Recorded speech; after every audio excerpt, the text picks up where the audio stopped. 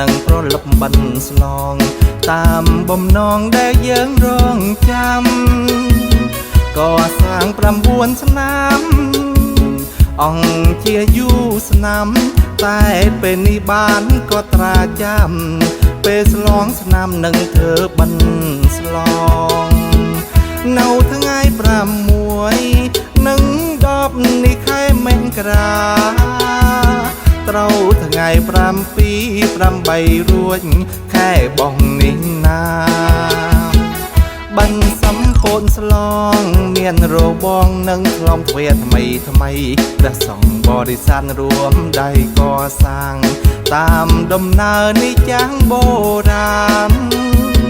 សូមអើយសែនសមគ្មានស្គងត្រង់ណាមានស្នាដៃពិតជាយ៉ាងអង្ចា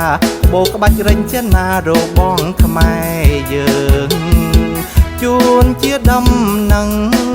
ដល់ញាតិមិត្តចិត្តស្ងាយ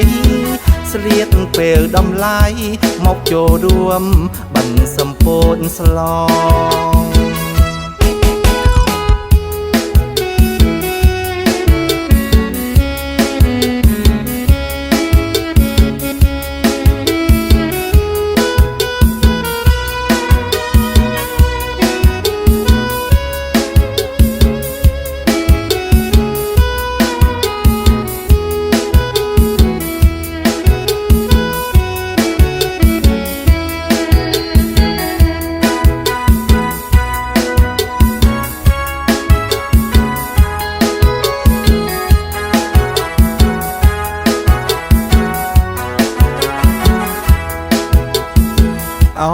ញាតិមិនអើយគុំកិនតើសូមមកទួនស្នារួមវត្តអូចំព្រឹកសាហាវវត្តទឹកឡង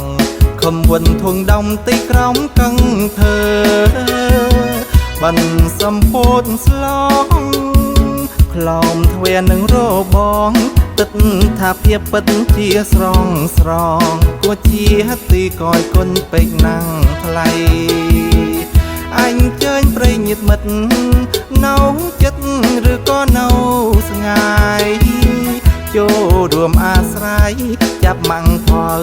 គុំសល់រៀងខ្លួនសប្បាយព្រេងក្រៃញាតិប្រុងស្រីមកចូលរួមក្រងក្រដំណើរតហែលហមគ្នាចូល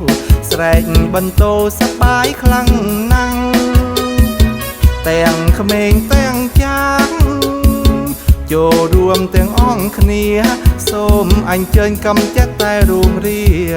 ស័ព្ទនាំគ្នាមករួមកំសាន្តសូមជូនពរជ័យ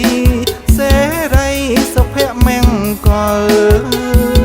ជូនកើតមានដល់ទាំងអង្គគ្នារួមសុខសេនសាន្ត